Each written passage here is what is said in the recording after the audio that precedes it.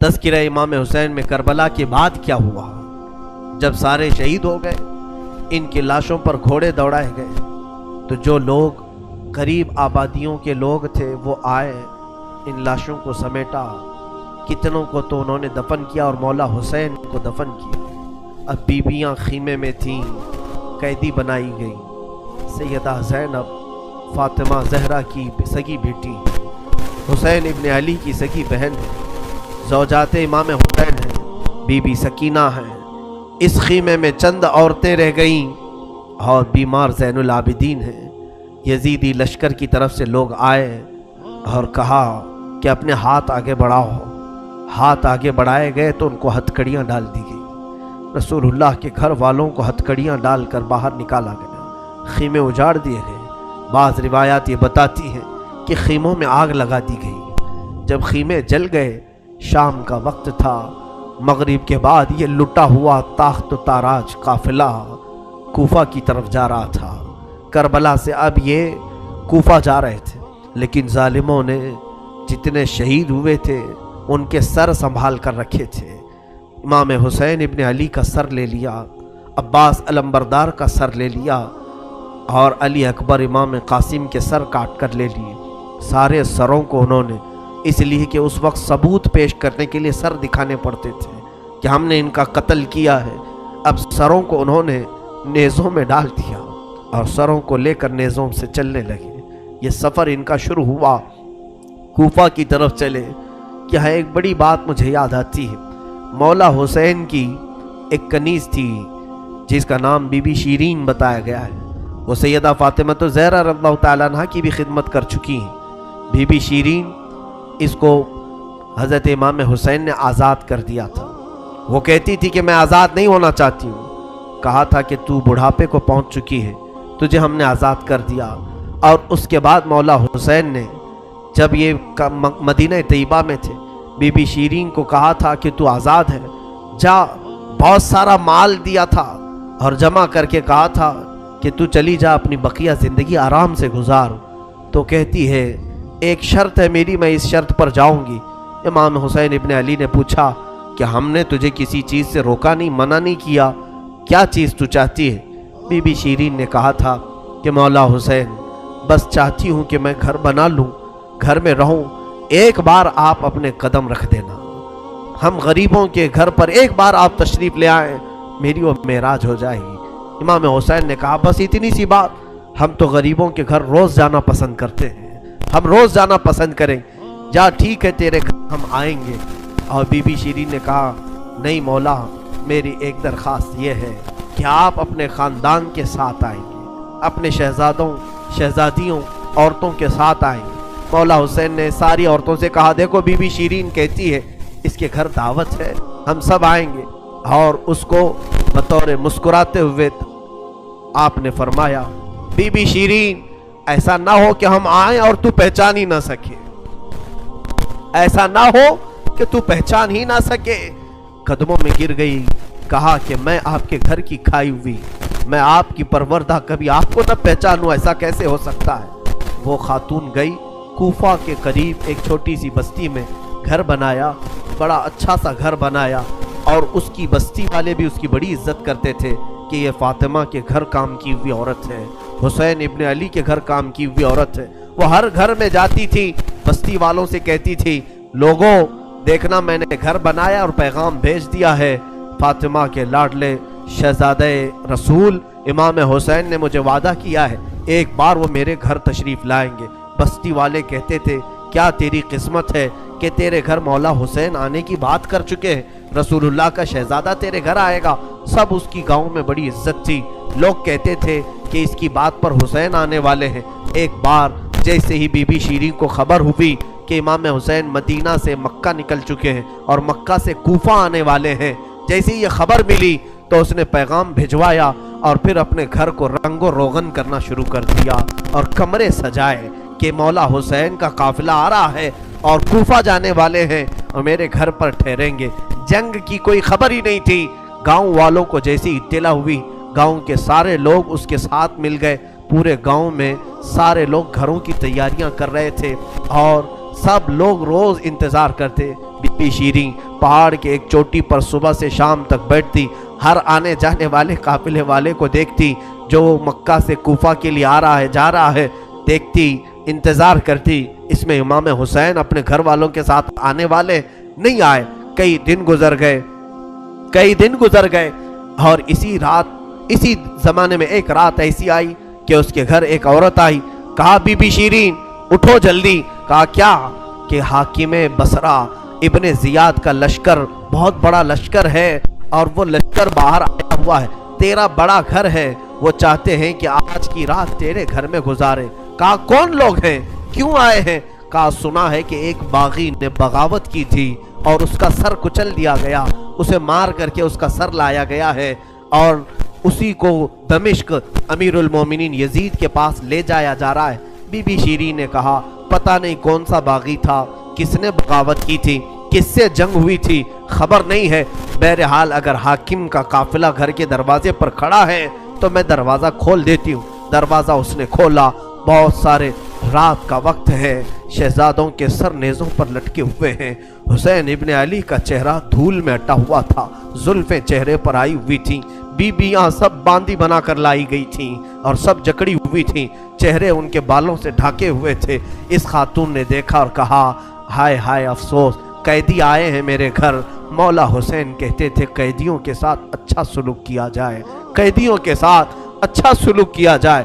اس نے اپنے گھر میں اندر داخل کیا، جو حاکم، جو اس کے سپہ سالار تھے، ان سب کو اندر بلایا، رات گزارنے کا مقام دیا، جگہ دیا، اور یہ بیویوں کو صحن کے باہر ہی چھوڑ دیا گیا، ان کو اندر نہیں لایا گیا۔ اور اس خاتون نے کہا ان قیدیوں کو بھی تو لاؤ، میرا گھر کافی بڑا ہے، میں اندر سلا لوں گی۔ اسے اب تک یہ خبر نہیں تھی یہ لٹا ہوا قافلہ ہے کس کا، آخر یہ لٹا ہوا قافلہ کس کا آیا ہے۔ رات کے وقت اس نے کھانا بنایا، سارے فوجیوں نے کھانا کھا لیا، تو بی بی سے کہا ان قیدیوں کو کھانا مت دینا، وہ کھانے کے مستحق نہیں ہے۔ اس نے چلا کر کے کہا دیکھو ہمارا دستور یہ ہے کہ میں فاطمہ کے گھر کام کر چکی ہوں، وہاں فاقے تو رکھتے تھے لوگ، گھر میں فاقہ تو ہوتا تھا، لیکن باہر آنے والے مہمان کو بھوکا نہیں رکھا جاتا، وہ چاہے قیدی ہوں، باغی ہوں، جس طرح کے ہوں، مجھ سے جو بن سکے گا میں کھلاؤں گی۔ اس نے کھانے بنائے اور اس کے بعد لے کر کے آئی، اور اس کے بعد کھانا جب سیدہ بی بی زینب کے پاس رکھا تو بی بی زینب نے اپنے دونوں ہاتھ دکھائے جو پیچھے بندھے ہوئے تھے۔ اس خاتون نے، بی بی شیرین نے کھولا اور ان کے بالوں سے چہرہ ڈھکا ہوا تھا، اور اس نے کھانا پروسا کہ کھا لو بیویوں، کھا لو۔ تو بی بی زینب نے پکار کر کے اپنے بھائی کا نام لیا، یا حسین ابن علی۔ تو بی بی شیرین چونک اٹھی، یہ نام تو کیوں لے رہی ہے؟ یہ نام تو میرے آقا کا ہے جس کی میں باندھی تھی، میں خدمت گزار تھی، یہ نام تو کیوں لے رہی ہے؟ بی بی زینب کہتی ہے بی بی شیرین کیا ہم نے تجھے پہچان لیا؟ بابا نہیں کہتے تھے کسی دن ہم گھر پر آئیں اور تو پہچان ہی نہ سکے؟ یہ جو اونچے نیزے پر سر دکھ رہا ہے یہ تیرے آقا مولا حسین کا سر ہے، اور یہ علی اکبر کا سر ہے، یہ قاسم کا سر ہے۔ بی بی زینب پکارتی گئی، بی بی شیرین نے دیکھا اور پکار کر کے کہا مولا کیسی مہمان نوازی کا وقت تم نے دیا، کیا اس طرح بھی کوئی مہمان بنتا ہے کسی کے گھر؟ اور یہ کہتی ہوئی غش کھا کر گر پڑی، اس پر پانی ڈالا جاتا، وہ اٹھتی پھر غش کھا جاتی، بے ہوش ہو جاتی۔ سچ کہا تھا مولا حسین نے، اے بی بی شیرین ہم تو وعدہ کیے ہیں آ کر رہیں گے، کہیں ایسا نہ ہو کہ تو پہچان ہی نہ سکے۔ سچ کہا تھا مولا حسین، آپ اس حالت میں میرے گھر آئے کہ میں پہچان نہ سکی، کیونکہ وہم و گمان میں بھی نہیں تھا کہ فاطمہ کے لاڈلے کا کٹا ہوا سر کبھی گھر آ سکتا۔ وہ غش کھا کر کے گر گئی۔ روایات میں ہے صبح جب اٹھا لوگوں نے، فوجیوں نے اٹھ کر کے دیکھا تو بی بی شیرین کا جسم ٹھنڈا پڑ چکا تھا، اس کی روح نکل چکی تھی۔ غم حسین میں لوگوں کی جانیں چلی گئی۔ یہاں آج دو آنسو ہمارے نکلتے ہیں تو لوگ ہمیں بولتے ہیں غم حسین میں لوگوں کی روح نکل گئی۔ جو اصلی محبت کرنے والے تھے وہ دنیا سے ہی رخصت ہو گئے۔ مولا حسین کی محبت کرنے والی بی بی شیرین دنیا میں نہیں رہی۔ کہا آخری جملے اس کے یہ تھے، گھر بڑی آن شان سے اس لیے بنایا تھا کہ ایک بار مولا قدم رکھیں گے، اب انہوں نے قدم رکھ دیا تو اب جینے میں کوئی مزہ نہیں ہے، اب میری زندگی کی تمنا پوری ہو گئی ہے۔ اس کے بعد یہ قافلہ نکلا، کوفہ کی طرف جا رہا تھا، ابن زیاد تک پہنچنا تھا، حاکم بصرہ حاکم کوفہ عبید اللہ بن زیاد کے پاس۔ یہ قافلہ جانے سے پہلے کئی منزلوں پر رکا، دوسری رات آئی تھی، دوسری رات ایک گرجا گھر کے پاس ان کا قیام ہوا، وہ ایک عیسائی کا گرجا تھا، وہاں پر قیام ہوا۔ عیسائی نے دیکھا کہ بہت سارے کٹے ہوئے سر آئے، اس نے بھی اپنے چرچ میں رکنے کی اجازت دی تھی۔ ہائے افسوس، عیسائی بھی رحم کھا رہے ہیں، کیسے وہ مسلمان تھے جو رسول اللہ کے گھر والوں پر رحم نہ کھا سکے۔ عیسائی نے وہاں پر رکنے کی اجازت دی۔ اس کے بعد کہا، رات کو اس نے کہا کہ یہ جو سروں پر، یہ جو نیزوں پر سر ہیں، کیا یہ ہمیں ایک رات کے لیے دو گے؟ لوگوں نے کہا لے لو لے لو، لیکن امانت کے ساتھ واپس کرنا کہ یہ ہمیں دمشق پہنچانا ہے۔ اس نے سر حسین کو لیا، دھول کو صاف کیا، اس لیے کہ اسے دور سے اس چہرے میں کچھ چمک نظر آ رہی تھی۔ اس عیسائی راہب نے رات کے وقت دیکھا، ایک تخت پر رکھ کر کے سر حسین کا غور سے مطالعہ کرنے لگا اور اپنی پرانی کتابوں سے ملانے لگا۔ پرانی کتابیں پڑھتا تھا اور چہرہ دیکھتا تھا، بار بار دیکھتا تھا، پھر چیخ کر کے کہا، ہاں میں اپنے مقام کو پہنچ گیا، اس لیے کہ مقدس کتابوں میں لکھا ہوا ہے نبی کے آخری نبی کا نواسہ ظلمن قتل کیا جائے گا اور اس راستے سے جائے گا، اور یہاں کی گرجا میں اگر رکے تو گرجا میں جو خدمت گزار ہے وہ اس کی خدمت کرے، مولا اسے جنت عطا کرے گا۔ وہ عیسائی راہب کہتا ہے وہ چہرے میں ساری علامتیں جو کتابوں میں لکھی یہی ہیں۔ وہ ایمان لے آیا، کلمہ طیبہ پڑھا، اسلام قبول کیا، رات میں اس کی دنیا بدل گئی۔ میرے عزیزو، اسی کو کہا جاتا ہے اسلام زندہ ہوتا ہے ہر کربلا کے بعد۔ حسین کے انتقال کے بعد بھی اسلام پھیل رہا، ایمان دوسروں کو بانٹ رہے ہیں۔ صبح تک اس گرجا میں رکے، پھر دن پورا گزارے اور شام کے وقت ٹھنڈے وقت میں کوچ کرنے کا ارادہ کیا، اور سر امام حسین جو ان لوگوں نے نیزے پر لیا تھا اس کو ایک جگہ گاڑ دیا، اور اس کے بعد اپنے پانی وغیرہ کے استعمال کے بعد قافلے کو کوچ کرنے کا حکم دیا۔ قافلہ آگے چلا، لیکن جو فوجی آتا سر حسین کو اٹھانے کے لیے نیزے پر، وہ تو ہلکا ہو چکا تھا لیکن وہ زمین میں ایسا گڑ چکا تھا کہ اٹھتا نہیں تھا، کسی سے ہل نہیں رہا تھا۔ بہت لوگوں نے کوشش کی، پھر آ کر کے انہی ظالم یزیدیوں نے بی بی زینب سے کہا، اے خاتون، یہ تمہارے بھائی کا سر زمین پر ایسا جمع ہوا ہے، ہٹتا نہیں ہے، آگے بڑھنا ہے ہمیں، یہ ہٹتا نہیں ہے۔ بی بی زینب نے غور سے دیکھا اور کہا، قافلے میں دیکھ لو سب ہیں یا نہیں، قافلے میں سب ہیں یا نہیں۔ دیکھا گیا تو بی بی سکینہ قافلے میں نہیں تھی، قافلے میں موجود نہیں تھی۔ بی بی زینب نے کہا، وہ میرا غیور بھائی ہے، اپنے خاندان والوں کو چھوڑ کر کہیں جاتا نہیں تھا، اپنی بچی کا غم ہوگا، آگے نہیں بڑھتا، تلاشو سکینہ کہاں ہے۔ لوگوں نے ڈھونڈنا شروع کیا، پہاڑ کی ایک چھوٹی سی چوٹی پر وہ بیٹھی ہیں اور ایک خاتون کی گود میں بیٹھی ہیں، کوئی ایک خاتون ہے، اسے سہلا رہی ہے، تھپکیاں دے رہی ہیں۔ بی بی سکینہ 9 سال کی عمر میں ایک بڑی معزز خاتون کی گود میں ہچکیاں لے لے کر رو رہی ہیں اور کچھ باتیں کر رہی ہیں۔ بی بی زینب نے دور سے دیکھا، خاندان کی کچھ عورتیں اور آئیں، پکارا، سکینہ جانے کا وقت ہو گیا، تم یہاں کیا کر رہی ہو؟ دوڑ کر کے جیسی سکینہ کے قریب آئے تو دیکھا نہ وہاں عورت تھی نہ کوئی خاتون تھی۔ سکینہ کو اٹھایا، کیا کر رہی تھی تم یہاں، کیسے آئی، کون عورت کس سے بات کر رہی تھی؟ سکینہ نے کہا، میں جانتی نہیں تھی، یہاں حاجت کے لیے آئی تھی، اچانک ایک خاتون نمودار ہوئی، اس نے مجھے گود میں اٹھایا، بوسے دینا شروع کیا، میرا ماتھا چوما، میں نے پوچھا کہ تو کون ہے؟ اس نے کہا، اے بچی تو نہیں جانتی، میں تیری دادی فاطمۃ الزہرا ہوں، میں فاطمۃ الزہرا ہوں، رسول اللہ کی شہزادی ہوں۔ میں اپنی دادی کے گود میں سو گئی، بڑا نرم گود تھا، بڑی ان کی نازک ہاتھ تھے، اور وہ مجھے سہلا رہی تھی اور مجھ سے پوچھ رہی تھی کہ کیسے کربلا میں کیا کیا ہوا سنا بچی؟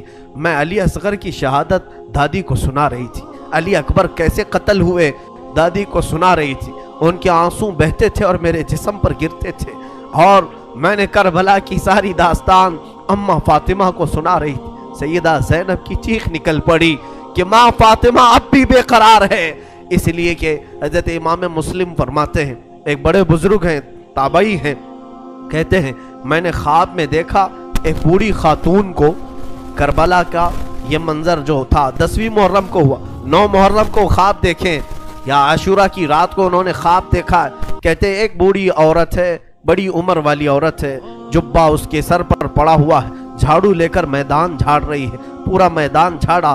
تو یہ امام مسلم فرماتے ہیں میں نے دور سے پکار کر کے کہا بی بی کون ہو آپ، یہ میدان کیوں جھاڑ رہی ہو؟ انہوں نے پلٹے بغیر کہا اے شخص میں رسول اللہ کی بیٹی فاطمہ الزہرا ہوں، یہ میدان کربلا ہے، میں یہاں جھاڑ رہی ہوں اس لیے کہ کل میرا لاڈلا یہاں گرنے والا ہے، کہیں کوئی نوکیلی کنکر اس کے جسم میں نہ چپ جائے، مجھے درد ہوگا اگر حسین کو کوئی زمین کی کنکریاں چبھیں، میں صاف تو کر لوں۔ فاطمہ الزہرا کا غم ہم نہیں جان سکتے میرے عزیز، احساس نہیں کر سکو گے، غم کی داستانیں بڑی ہیں، بہت ہیں، واقعات سنانے کے لیے میرے پاس وقت نہیں ہے، میں سمیٹتا ہوں۔ عزیزان گرامی، یہ تاخت و تاراج قافلہ، یہ اسیران اہل بیت کوفہ پہنچے ابن زیاد کے محل میں۔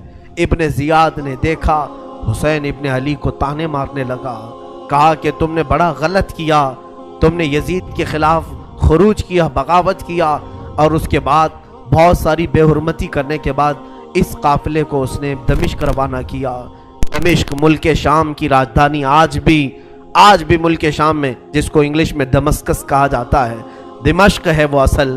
دمشق میں جب یہ قافلہ پہنچنے لگا وہاں کے حالات الگ تھے، بازار شام پر لعنت ہو، بازار شام پر کا برا ہو، وہاں شام کا بازار سجایا گیا تھا، گھر گھر وہاں سجائے گئے تھے، اور لوگوں میں یہ جشن کا ماحول تھا کہ آج باغیوں کے سر لائے جا رہے ہیں اور قیدیوں کو جکڑ کر کے ملک شام خلیفہ وقت یزید کے دربار میں پیش کیا جا رہا ہے۔ لوگ چھتوں پر چڑھ چکے تھے یہ منظر دیکھنے کے لیے، یہ علم جو اٹھا کر کے آ رہے تھے لوگ قافلے یزید میں، یزیدی لشکر جو کوفہ سے دمشق داخل ہو رہا تھا، دمشق کے دروازے پر یہ قافلہ پہنچا ہے، سر امام حسین کو نیزے پر لے کر، علی اکبر، امام قاسم، عباس کا سر لے کر یہ لوگ پہنچے ہوئے ہیں۔ ابھی ملک شام کے بازار میں دیکھا اچانک طبلے بجنا شروع ہو گئے، ڈھولوں کی آوازیں بلند ہو گئی، باجے شروع ہو گئے اور بہت زیادہ بانسریاں بجنے لگیں، اور اس جشن کے ماحول میں اس قافلے کو لایا جا رہا ہے، آگے لوگ ناچتے ہوئے جا رہے ہیں، کھیلتے ہوئے جا رہے ہیں کہ فتح مبین یزید کا اچھا ہو، جے جے کار لگ رہی تھی، خاندان اہل بیت کو قیدی بنا کر کے لایا گیا ہے۔ میرے عزیزوں، اس خاندان اہل بیت کے ساتھ وہاں جو معاملات ہوئے، کئی لوگ تھے جو دیکھنے کے لیے دور دور سے آئے تھے۔ ایک صحابی ہیں، وہ کہتے ہیں میں تجارت کے لیے گیا تھا تو مجھے خبر ہوئی کہ آج اہل بیت کا قافلہ یہاں آ رہا ہے، تو میں دوڑتا ہوا پہنچا، اور جیسے ہی میں نے دیکھ کر کے میں ضبط نہ کر سکا، وہ چہرہ آج نیزے پر تھا جو کبھی میرے مصطفیٰ کے کندھے پر ہوا کرتا تھا۔ وہ صحابی کہتے ہیں ان کے لبوں پر میرے آقا اپنے ہونٹ رکھا کرتے تھے، ان کی گردن کو سونگھا کرتے تھے، وہ حسین کی گردن کو انہوں نے تلوار سے الگ کیا ہوا تھا اور نیزے پر لا رہے تھے۔ وہ صحابی دوڑتے ہوئے آئے، کہا میری زندگی کا برا ہو، میں حسین کا ساتھ نہیں دے سکا، میں حیدر کے گھر والوں کا ساتھ نہیں دے سکا۔ بچیاں تھیں جو قیدی بنا کر لائی گئی تھیں، دوڑ کر کے وہ صحابی آئے اور بی بی سکینہ کے پاس آئے، ننھی سی 9 سال کی عمر کی بچی بھی قیدی بن کر آئی، دوڑ کر کے ساتھ قریب آئے، پوچھا کہ بچی میں تمہارے غم میں برابر کا شریک ہوں، میں بھی تمہارے غم میں ساتھ ہوں، اہل بیت کا میں وفادار ہوں۔ انہوں نے توجہ نہیں کی، اس لیے کہ بی بی سکینہ کہتی ہیں ہم تو دنیا سے مایوس ہو چکے تھے، ہم نے کٹنے کے وقت کسی کو آتے ہوئے نہیں دیکھا، اب تماشا دیکھنے کے لیے بہت سارے لوگ آتے ہیں، توجہ نہیں کی۔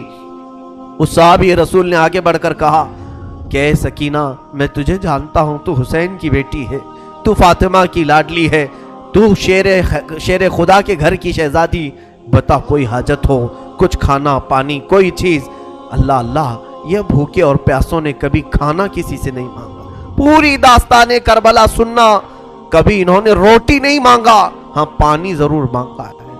پانی مانگنا انسانیت کے لیے عیب نہیں، روٹی مانگنا محتاجی کی علامت ہو سکتی ہے۔ بی بی سکینہ نے کہا کہ بڑی حاجتیں پوچھ رہے ہو، کیا میری حاجت پوری کرو گے؟ کہا بتاؤ بچی، میں اپنی طرف سے جو ہو سکے کروں گا، میرے پاس پیسے ہیں، مال ہے، میں اس سے جو چاہے کروں گا۔ بی بی سکینہ نے صرف ایک درخواست کی کہ میرے نانا کے صحابی، بس اتنا کام کر لو کہ یہ جو اونچے نیزے پر میرے بابا کا سر ہے، حسین ابن علی کا، اس سر کو تھوڑا آگے بڑھا دو، یہ جو جلوس میں جا رہا ہے آگے بڑھا دو۔ ہمارے گھر کی بچیاں غور سے سنیں، میرے گھر کی عورتیں کان کھول کر کے سنو، 9 سال کی بچی کیا خواہش ظاہر کر رہی ہے؟ کہا اگر وہ نہیں بڑھتے ہیں تو انہیں پیسے دے، وہ انعام دے کر آگے بڑھاؤ۔ اس صحابی نے پوچھا کہ اس سر کو تمہارے قریب رہنا اچھا ہے، تمہارے قریب رہنا اچھا ہے، آگے کیوں بڑھانا چاہتی ہو؟ بی بی سکینہ نے کہا اس لیے کہ لوگوں کا جلوس بابا سر کو دیکھنے کے لیے آ رہا ہے، اور سارے دیکھنے قیدی بنا کر کے لائے گئے تھے۔ بیمار زین العابدین حسین ابن علی رضی اللہ تعالیٰ عنہ کے شہزادے، وہ قیدی بنا کر لائے گئے تھے۔ ایک صحابی وہاں پر حاضر ہوئے، کہا کہ کوئی حاجت ہو تو بیان فرمائیں، ہم آپ کے غم میں شریک ہیں۔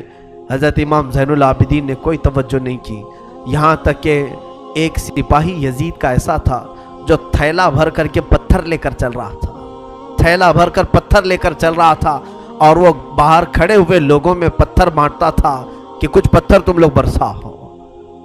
ملک شام میں جانے کے وقت کچھ لوگ وہاں صدقے کی کھجوریں پھینک رہے تھے اس اہل بیت کے گھرانے پر، اور کچھ لوگ پتھر برسا رہے تھے۔ یزید کے یہ مخالف لوگ ہیں، باغی لوگ ہیں، ان کے دلوں میں یزید کی محبت تھی، بنو امیہ کے وفادار لوگ تھے۔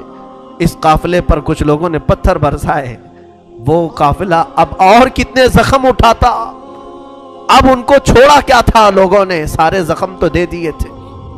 امام زین العابدین نے اس صحابی سے کہا کہ دیکھو یہ پتھر برسا رہے ہم پر۔ اس صحابی نے تلوار کھینچ لی اور اس کو قتل کرنے کا ارادہ کیا، آپ نے منع کیا، رک جاؤ رک جاؤ، اس لیے کہ بہت سارے قتل میں نے اپنے بابا کے دیکھے، اور وہاں کوئی بھی اپنی تلوار لے کر ہماری مدد کے لیے نہیں آ سکا۔ امام زین العابدین کا یہ لٹا ہوا قافلہ یزید کے دربار میں لایا گیا، اور سر امام حسین کو ایک تشت میں رکھ کر پیش کیا گیا۔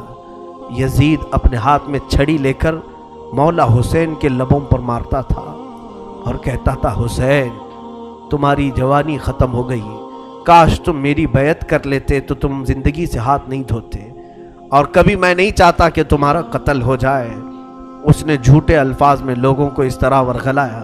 سیدہ زینب نے وہاں پر ایک جرأت مندانہ خطبہ دیا تھا، مولا حسین کی سگی بہن یزید کے دربار میں خطبہ دی تھی، اور اس کے بعد پھر یہ اسیران اہل بیت کو یہاں ملک شام میں چند دن ٹھہرایا گیا اور آزاد کیا گیا، مدینہ طیبہ کے لیے رخصت کرنے کا حکم ہوا۔ یہ لٹا ہوا قافلہ مدینہ آیا۔ اللہ اللہ، مدینے کو جب یہ لوگ پہنچے، اہل مدینہ کہتے ہم کو وہ شہادت کی خبر پہلے سے مل گئی تھی، کربلا میں مولا حسین کا قتل ہو چکا ہے، خاندان اہل بیت کے ساتھ برا سلوک ہوا ہے۔ پورا مدینہ سرحد پر آ کر کھڑا ہو گیا تھا، مدینے کے باہر انتظار میں۔ وہاں ننھی سی سغرا بھی تھی، مولا حسین کے کچھ گھر والے بھی تھے، وہ انتظار میں تھے۔ جیسے ہی لوگ مدینہ طیبہ میں داخل ہونے لگے، بیویوں کو دیکھ کر مدینے والے چیخ پڑے، سارے مدینے والے زارو قطار رونے لگے۔ سیدھا یہ قافلہ آیا بارگاہ رسول میں، مصطفیٰ صلی اللہ علیہ وسلم کی قبر انور کے پاس پہنچ گیا، اور پھر بی بی زینب وہاں کھڑے ہو کر شروع سے لے کر اخیر تک کی داستان میرے آقا کو سنانے لگی۔ یا رسول اللہ، آپ کا دوش پر سوار ہونے والا شہزادہ، آپ کا محبوب نظر حسین بڑے زخموں سے چور چور تھا۔ یا رسول اللہ، وہ کربلا میں لاشیں اٹھاتا رہا، پیاسا رہا، بھوکا رہا۔ مدینے کے لوگ کہتے ہیں پورا مدینہ صرف زندگی میں 2 مرتبہ سب سے زیادہ رویا ہے، ایک اس وقت جب میرے آقا کی وفات ہوئی تھی، جب میرے آقا کی وفات ہوئی تھی، دوسرا اس وقت جب اہل بیت کا قافلہ مدینے میں لٹ کر داخل ہوا تھا، سارے غموں سے نڈھال تھے، ہر کوئی پریشان حال تھا۔ بی بی سغرا ننی سی تھی، 6 سال کی تھی، بار بار لپٹ کر کے بی بی زینب سے کہتی ہیں وہ ننھا بچہ کہاں ہے علی اصغر جس کے ساتھ میں کھیلتی تھی، وہ کہاں ہے، فلاں کہاں ہے۔ بچی کے دماغ میں جتنے یاد تھے سب کو پوچھا کرتی تھی۔ بی بی زینب کہتی ہیں ہر ایک کے جواب میں جب میں کہتی تھی وہ بھی انتقال کر گئے، وہ بھی انتقال کر گئے۔ بی بی سغرا پوچھتی تھی کیا کربلا میں موت سستے میں ملتی ہے؟ جہاں آپ لوگ گئے تھے موت بہت سستی ہے، اتنوں کو کیسے آپ نے موت کے گھاٹ اتار دیا؟ بی بی زینب کے پاس کوئی الفاظ نہیں تھے۔ امام زین العابدین کا زندگی بھر یہ حال تھا۔ اللہ اکبر۔ زین العابدین وہ تنہا شہزادے ہیں میرے مولا حسین کے جو پھر 95 ہجری تک باحیات رہے۔ امام حسین کی شہادت ہونے کے بعد 61 ہجری میں جو شہادت ہوئی اس کے بعد سے سن 95 ہجری تک آپ باحیات رہے، لیکن روتے روتے آنکھوں کا پانی سوکھ گیا تھا۔ لوگ کہتے ہیں امام زین العابدین کو ہم لوگ دیکھتے تھے، کبھی وہ روتے تھے تو دونوں آنکھوں سے خون نکل آتا تھا۔ لوگ پوچھتے کہ مولا زین العابدین سجاد آپ اتنا کیوں روتے ہیں؟ کہتے ہیں کیا تم میری ہنسی کی تمنا رکھتے ہو؟ جس کے سامنے اس کے بھائیوں کو، اس کے گھر والوں کو، اس کے باپ کو کاٹا گیا ہے، اس کے گھر والوں کو کاٹا گیا ہے۔ امام زین العابدین کا حال یہ تھا کہ امام زین العابدین شہر میں جا رہے تھے اور قصاب گوشت بیچنے والا دکان میں بیٹھا ہے، گوشت بیچ رہا ہے۔ جیسے ہی وہ قریب آنے لگے اس نے جلدی سے گوشت کے اوپر چادر ڈال دی، گوشت چھپا دیا۔ لوگ جو گوشت خریدنے والے کھڑے تھے انہوں نے پوچھا کہ اے بندے تو کیوں گوشت چھپا رہا ہے؟ کہا زین العابدین آ رہے ہیں، وہ ابھی یہاں کھڑے ہوں گے اور گوشت دیکھ کر کے رونا شروع کر دیتے ہیں، گوشت دیکھ کر کے رونا شروع کرتے۔ کہا ایسا کیوں کرتے ہیں؟ کہتے ہیں جب بھی وہ میری دکان کے پاس یہ کچا گوشت دیکھتے ہیں تو کہتے ہیں کہ میرے بھائیوں کا گوشت ایسے ہی کٹا گیا تھا اور ادھیڑا گیا تھا۔ زندگی بھر وہ گوشت کی دکان کے پاس کھڑے ہوتے تو ان کی آنکھیں بہہ جاتی۔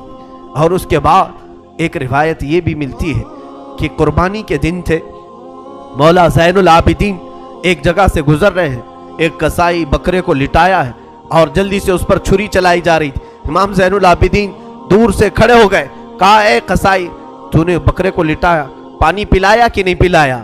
وہ کھڑا ہوا، کہا اے امام زین العابدین ہم مسلمان ہیں، جانوروں کو کاٹتے ہیں تو پہلے پانی پلا کے کاٹتے ہیں۔ امام زین العابدین نے کربلا کی طرف منہ کیا، کہا مولا حسین مسلمان جانوروں کو پانی پلا کے کاٹتے ہیں، جانوروں کو پانی پلا کے کاٹتے ہیں، مگر اہل بیت کے کسی شہزادے کو ایک گھونٹ بھی پانی نہیں پلایا گیا اور انہیں ویسی ہی پیاسا شہید کیا گیا ہے، پیاسا کاٹا گیا ہے۔ امام زین العابدین کی پوری زندگی ایک ایک چیز کو دیکھتے تو رونے لگ جاتے تھے کہ کربلا میں یہ چیز نہیں تھی، یہ چیز نہیں تھی۔ ایک وقت ایسا بھی آیا، کوفہ کا گورنر ابن زیاد، یہ اب اس کے برے دن شروع ہو چکے تھے۔ میں پھر دوسری تقریر میں عرض کروں گا، زہر کی اذان انشاءاللہ تقریر کے بعد ہوگی۔ آج سارا مجمع یہاں پر ہے اور انشاءاللہ بغیر نماز پڑھے ہم تو یہاں سے جائیں گے نہیں، اور اذان لوگوں کو جمع کرنے کے لیے ہوتی ہے، جو آلریڈی جمع ہے پھر انہیں کیا جمع کیا جائے۔ اذان تو ہم دیں گے انشاءاللہ، صبر کریں۔ یہ وقت شہادت کا ہے، یہ وقت کربلا کی یاد کا ہے۔ مولا حسین کے یہ شہزادے امام زین العابدین رضی اللہ تعالیٰ، زندگی بھر آپ کے حالات یہ تھے کہ کبھی کچا گوشت دیکھیں تو رو پڑے، کسی جانور کو ذبح ہوتے دیکھیں تو رو پڑے۔ ایک بار امیر کوفہ ابن زیاد، اب امیر مختار نام کا ایک شخص جو بدلہ لینے کے لیے بعد میں اٹھ کھڑا ہوا، بعد میں کوفہ میں ایک ایسا شخص ظاہر ہوا جس کا نام مختار ثقفی تھا۔ اس نے اعلان کیا کہ میں قاتلان حسین کا بدلہ لوں گا، اور اس نے اٹھ کر کے کچھ اہل بیت سے محبت کرنے والوں کو اپنے قافلے میں جمع کیا، اور یہ قافلہ بڑھتا گیا، یہاں تک کہ خون حسین کا بدلہ لینے کے لیے یزید کی موت کے بعد اس نے ہر ایک کو تلاشنا شروع کیا۔ شمر کو ڈھونڈا، اس کو قتل کیا، اور اس کے بعد عمرو بن سعد کو ڈھونڈا، اسے قتل کیا۔ عبید اللہ بن زیاد جو کوفہ کا حاکم تھا، جو جڑ تھا اس فساد کا، اسے ڈھونڈا، اور اس کے بعد 22,000 کا جو لشکر تھا اس میں سے کسی ایک کو بھی اس نے زندہ نہیں چھوڑا، ایک کو بھی نہیں۔ جتنے وہاں شریک تھے سب کو قتل کیا، اور 22,000 کو قتل کرنے کے بعد مختار ثقفی نے یہ اعلان کیا، ابھی میں نے حسین کی ایک انگلی کا بھی بدلہ نہیں لیا، میں حسین ابن علی کی ایک انگلی کا بھی بدلہ نہیں لیا۔ یزید خائب و خاسر ہو کر مر گیا، اور یزید کی سب سے بڑی ذلت تو یہ ہے، یزید کے بعد اس کا بیٹا معاویہ تخت پر بیٹھا، پہلے دن خلیفہ بنا کر اسے بٹھایا گیا، اس کے بعد 6 مہینے تک وہ گھر سے باہر ہی نہیں آیا، 6 مہینے کے بعد سیدھے لاش باہر آئی بیٹے کی، وہ 6 مہینے کبھی تخت پر نہیں بیٹھا یزید کے۔ لوگ کہتے تھے کہ معاویہ آپ یزید کے جانشین ہیں، وہ نیک شہزادہ تھا۔ دیکھیں اللہ کی مصلحت کیسی، صحابی کے پیٹ میں یزید پیدا ہوا، یزید کے پیٹ میں معاویہ، پھر اچھا شہزادہ پیدا ہوا، نیک تھا۔ اس نے کہا، لوگ جب کہتے تخت پر بیٹھ جائیے تو اس نے اس تخت کی طرف دیکھ کر کے تھوک دیا اور کہا اس تخت پر بیٹھوں جس پر شہزادہ رسول کا خون لگا ہوا ہے، اس تخت پر بیٹھوں جو تخت حسین ابن علی کے گھر والوں سے رنگا ہوا ہے، کبھی اس تخت پر نہیں بیٹھا۔ اس کی یزید کی سب سے بڑی ذلت تو اسی پہ ہے کہ اس کا خود کا بیٹا اس کے تخت پر تھوک دیا، نہیں بیٹھ سکا۔ لیکن حسین کا چرچا آج بھی ہے، حسین کے شہزادے گلی کوچوں میں ہر جگہ ہے، سادات کی خوشبو تم محسوس کرو گے آج بھی۔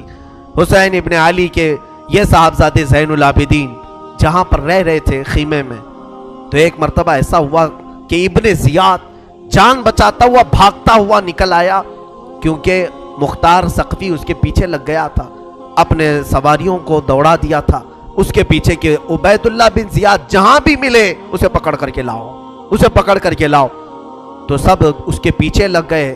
مختار ثقفی کے ڈر سے عبید اللہ بن زیاد جان بچاتا ہوا بھاگتا ہوا ایک خیمے میں آیا، وہ خیمہ کسی اور کا نہیں، امام زین العابدین کا تھا۔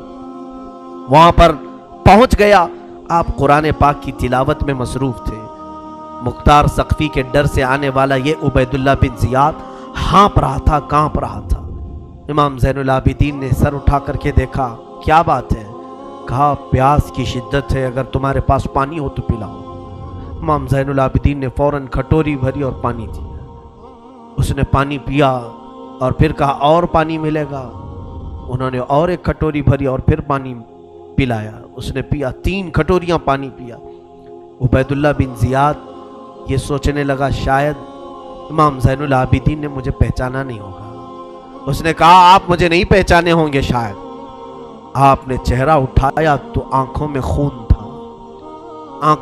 تھا، کہا اے ظالم تجھے نہیں پہچانوں گا، تیری وجہ سے میرا پورا گھرانہ لٹ گیا، میرا پورا خاندان تو نے تباہ کیا، بھوکا اور پیاسا کربلا میں تڑپایا، تجھے نہیں پہچانوں گا، تو عبید اللہ بن زیاد بدبخت نہیں ہے؟ تو اس نے کہا جب آپ نے پہچانا تو پانی پلا رہے ہو۔ امام زین العابدین نے کہا جو تو نے ہمارے ساتھ سلوک کیا وہ تیری فطرت تھی، اور ہم نے جو سلوک کیا ہے یہ اہل بیت کی فطرت ہے، یہ اہل بیت کی شان ہے، ظالموں کے ساتھ بھی پانی پلانے کا سلوک۔ اسی لیے میرے عزیزو، آج اگر ہمیں کچھ آس ہے، امید ہے، تو رسول کے انہی شہزادوں سے کہ ہماری برائیاں 1000 ہوں گی، لیکن مجھے امید ہے کہ ان حسین ابن علی کے شہزادوں سے اگر قیامت کے دن ایک بار ہم کہہ دیں گے پانی، تو امید ہے کہ یہ اپنے نانا کے حوض کوثر سے ہمیں پانی ضرور پلائیں گے۔ تذکرہ کرو حسین کا، تذکرہ کرو اہل بیت کا اور علی کے شہزادوں کا، یقیناً حوض کوثر پر انہی کا قبضہ ہے۔ میرے آقا صلی اللہ تعالیٰ علیہ وسلم اپنے ہاتھ سے جسے چاہیں گے پانی پلائیں گے، ان کے گھر والوں کو ستا کر کے تم پانی قیامت کے دن کس منہ ہوگے، پیاس بجھاؤ گے؟ امام زین العابدین نے اس وقت بھی پانی پلایا۔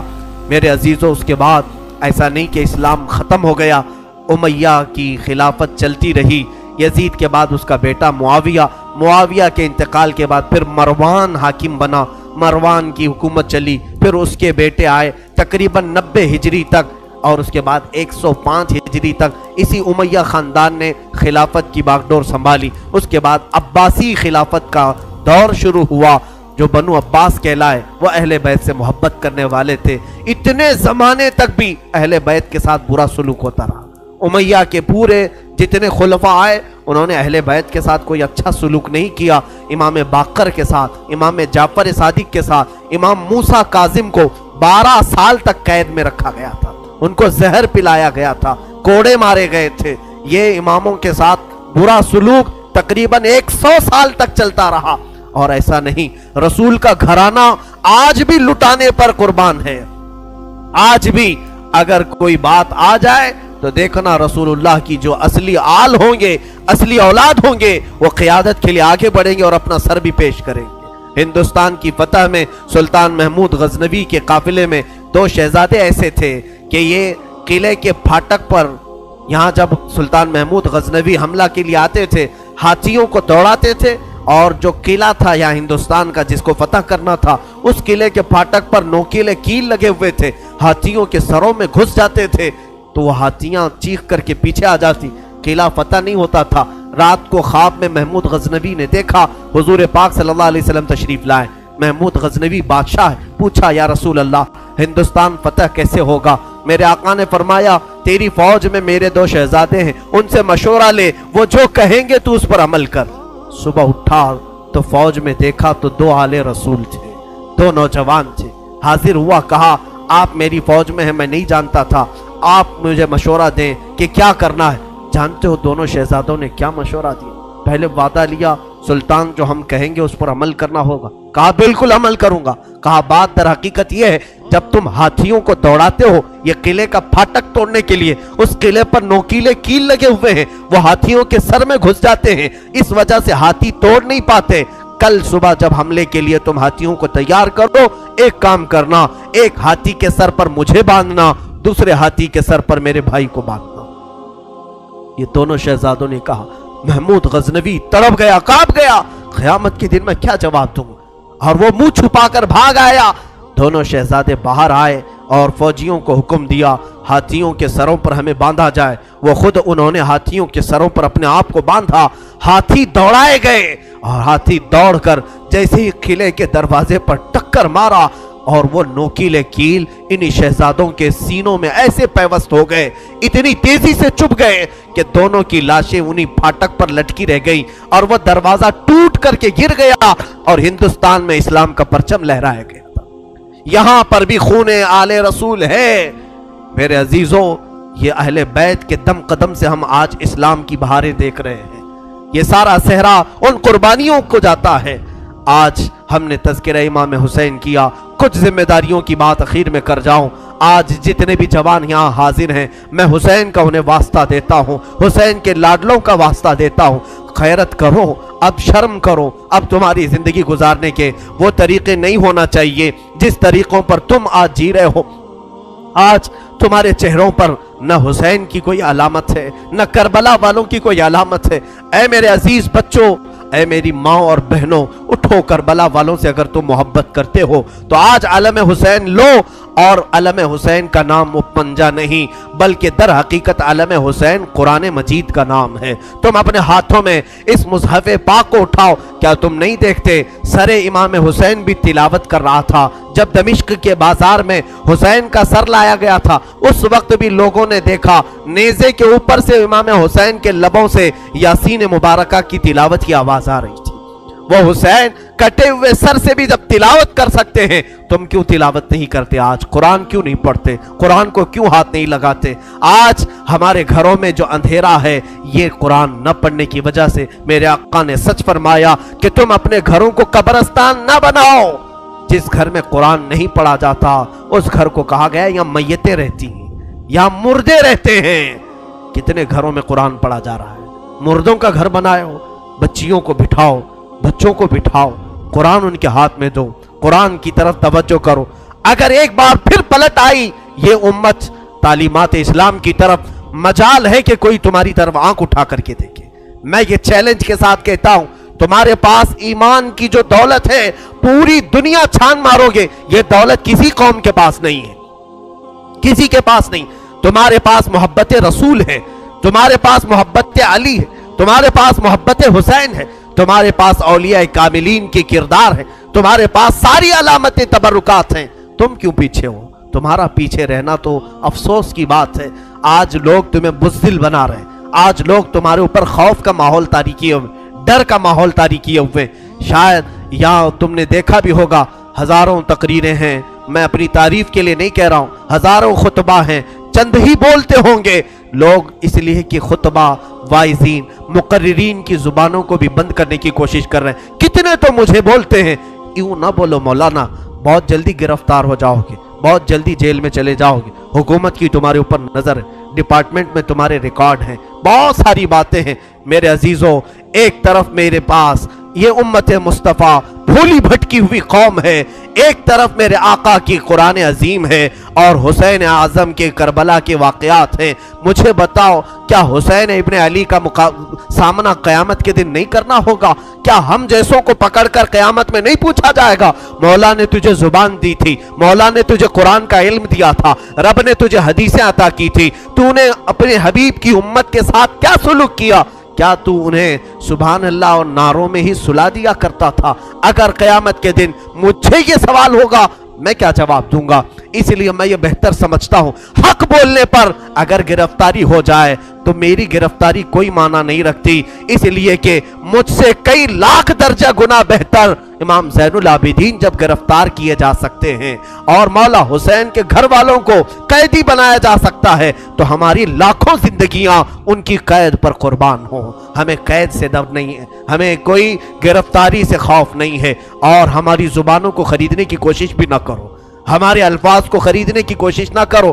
اے مسلمانوں، میں جو بول رہا ہوں ایک بات یاد رکھنا، اگر لوگوں میں بدگمانی ہے میرے متعلق، بدگمانی کرتے ہو پیسوں کے لیے، مال کے لیے، یا میں اپنی فیلڈ بنانے کے لیے بول رہا ہوں، تم خام خیالی میں ہو۔ انشاءاللہ میں کس مقصد سے بول رہا تھا اور تم کس مقصد سے سن رہے تھے، آج میں صفائی نہیں دوں گا، کل بروز قیامت رسول اللہ کے سامنے فیصلہ ہو جائے گا، قیامت کے دن فیصلہ ہو جائے گا انشاءاللہ۔ میرا وجدان یہ کہتا ہے میں کہاں کھڑا رہوں گا اور تم کہاں کھڑے رہو گے، یہ قیامت کے دن ہی پتا چلے گا، قیامت کے دن پتا چلے گا۔ اگر میری بات آج آپ تک پہنچتی ہے تو عمل کی طرف آؤ، ہیلے بہانے نہ کرو۔ مجھے مارنا ہے مار لو، مجھے کوسنا ہے کوس لو، دو چار گالیاں مجھے دے لو اگر دل ٹھنڈا ہوتا ہے۔ میرے اخلاق برے ہیں، میرے اعمال برے ہیں، ہو سکتا ہے میں نکما ہوں، ہو سکتا ہے میں کم علم ہوں، ساری باتیں مجھے منظور ہیں، لیکن جس چیز کی طرف میں تمہیں دعوت دے رہا ہوں وہ دعوت کو ہلکا مت سمجھو، اس بیان کو ہلکا نہ سمجھو۔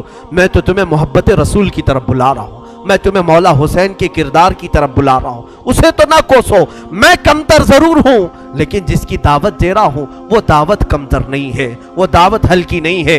آؤ، میں ہزاروں نوجوانوں کی آج زندگیوں کو دیکھ رہا ہوں، تمہارے ہاتھوں میں آج دنیا نے کیا پکڑایا ہے؟ گندے نغمے، گندے موبائل کی فحش تصویریں، تم اسی کو دیکھ کر رات گزار رہے ہو، اسی سے صبح کر رہے ہو، تمہارے کان نغمے سن کر سوتے ہیں اور گانوں کی دھن پر صبح کرتے ہو۔ یہی اخلاق کل قیامت میں مولا حسین کے سامنے تم کھڑے ہوں گے، حشر کے دن تمہیں رسول اللہ کے سامنے کھڑا ہونا ہے، ان کے بچوں کے ہاتھ میں۔ ارے 11 سال کا بچہ جب تلوار اٹھایا تھا، تم اپنا موبائل اٹھا کر کے اس کو دکھاؤ گے؟ میں نے جوانی میں موبائل اٹھایا ہے، انہوں نے تلواریں اٹھائی تھی، کس لیے؟ امت مصطفیٰ کی حمایت کے لیے، شریعت طاہرہ کی حفاظت کے لیے۔ اس لیے میرا آخری یہ میسج ہے کہ اٹھو وگرنہ حشر نہ ہوگا پھر کبھی، دوڑو کہ زمانہ چال اپنی چل گیا، قوت عشق سے ہر پست کو بالا کر دو، دہر میں نام محمد سے اجالا کر دو، کی محمد سے وفا تو نے تو ہم تیرے ہیں، یہ جہاں چیز ہے کیا لوح و قلم تیرے ہیں۔ اقبال نے سچ کہا تھا، نہیں تیرا نشیمن قصر سلطانی کے گنبد پر، تو شاہین ہے بسیرا کر پہاڑوں کی چٹانوں پر۔ آج تم جہاں جی رہے ہو یہ تمہارا مقام نہیں، یہ تمہاری جگہ نہیں۔ اور عورتوں سے، بچیوں سے گزارش ہے، ارے اس ننھی سکینہ کو دیکھو جس نے قیدی حالت میں بھی اپنے پردے کی فکر کی ہے، اپنے دوپٹے کا خیال کیا ہے۔ تمہیں آج ساری آسائشیں، ساری نعمتیں ملی ہیں اور بازار میں مٹک مٹک کر کے چلنا، لوگوں کو اپنی زینت کی طرف دعوت دینا، اپنے جسموں کو آشکار کرنا، کیا یہ سکینہ کے اخلاق ہو سکتے؟ فاطمہ کے گھر کے اخلاق ہو سکتے؟ بچیاں توبہ کرو، تمہارا جسم شیطان آوارہ کرنا چاہتا ہے۔